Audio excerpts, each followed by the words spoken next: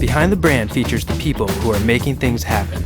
Get the insight to grow your biz from experts who've done it. Get behind the brand.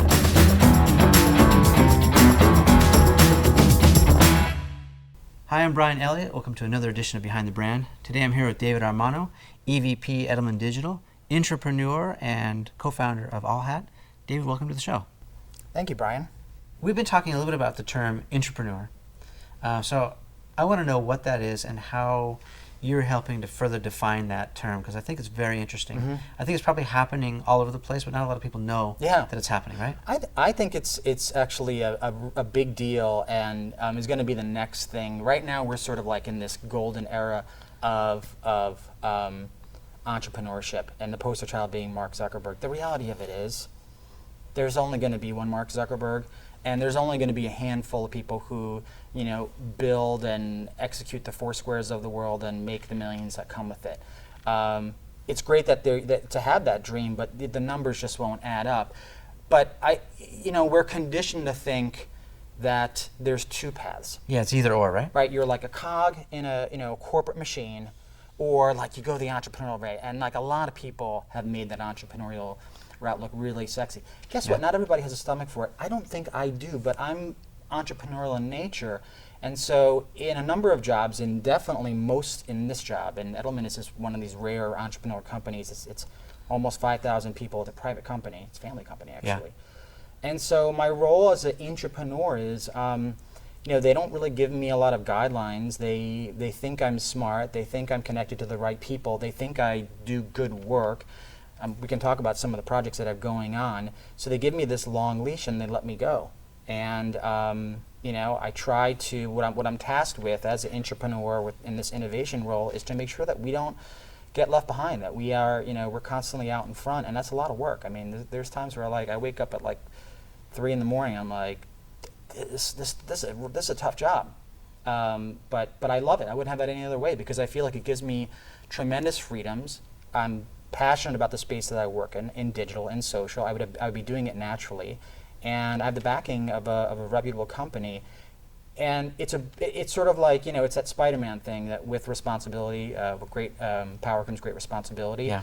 I take my role as that. I value it, and so I treat it as such. So I think that the job that I have is not all that rare. There's others like me, and you're going to see that more and more. You're going to see that with companies that realize that they need to change their business models. Yeah. Because they need people who come in to think a little bit differently, who can navigate that company and embed in it, not become sort of the outsiders. I mean, I'm not an outsider. I work the network in Edelman. It's a lot. You're a company man. Yeah, I am a company man, and that's not a negative thing, because I work with a lot of really smart people who are entrepreneurial in nature and make things happen. Give us a real simple definition of what an intrapreneur is, for those who are still trying to figure it out. An intrapreneur is someone who works in an entrepreneurial fashion with this, some of the benefits of having a big organization back them, right? So they're not just bootstrapping themselves. They're not just doing the startup thing. They're sometimes developing a startup within a larger organization. In some ways, they work like that. So I don't want to say that you don't bootstrap. I bootstrap all the time. Yeah. So you've got the luxury of having a full-time salary, yes, and health benefits, right, and all the other perks that go along with being under the wing or the loving arms of a company. Yeah. But they're also giving you freedom and flexibility to do cool stuff. Exactly. I mean, and in my specific job, it's fast-paced. Sometimes it does feel like a startup, but I'm not worrying about where the paycheck is going to come from. I'm well compensated. I'm stimulated. I'm taken care of. And so I feel it like it is that sort of third way. It's that path less chosen to some degree. But I really do think you're going to see.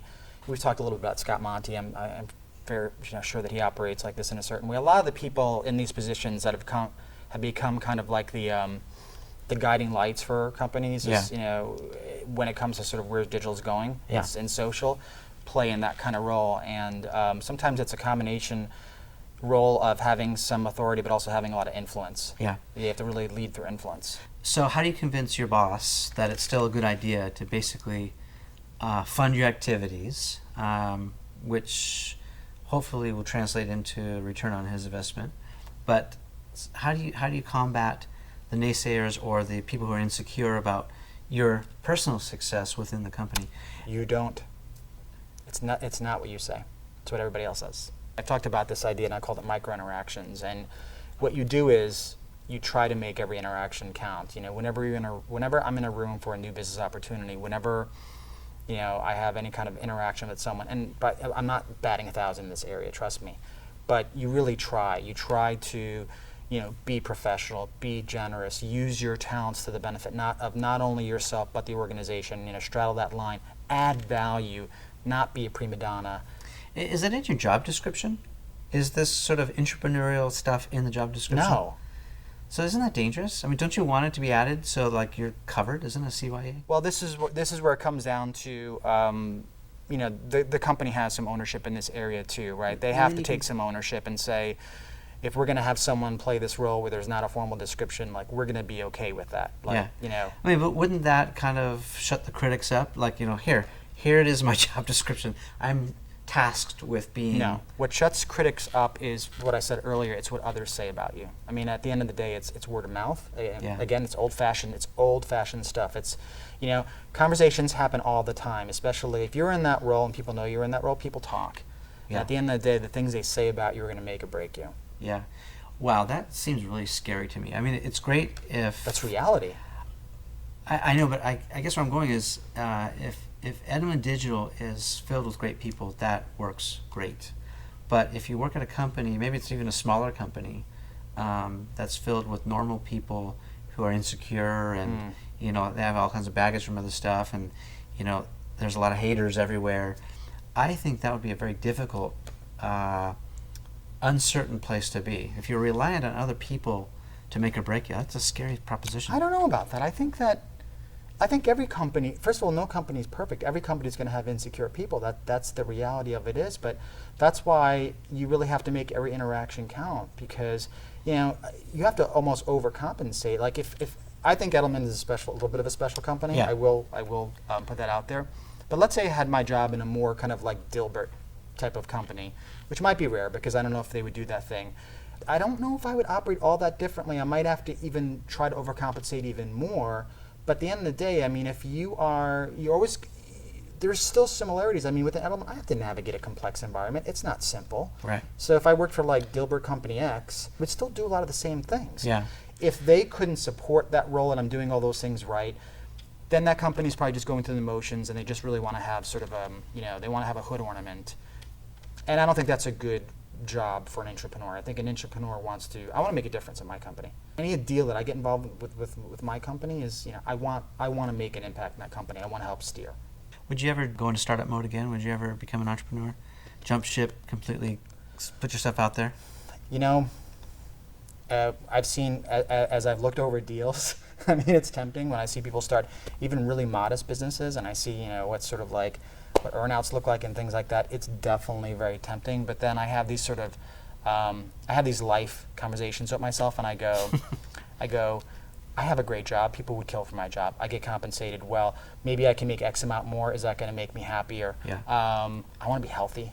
Yeah. For my kids, I got an 11-year-old, I got a 9-year-old. I want to be there when they get married. I want to be healthy. I want them to say, like, we had a fun dad that took us to the Avengers and, he wasn't always on his device. I went through that phase, and that's still a temptation of, like, always being on. So I got to be honest with you. Like, I have those conversations all the time. I get approached about writing books, and I have other conversations of, like, I could potentially get a book done, and then I think everybody at the company would hate me.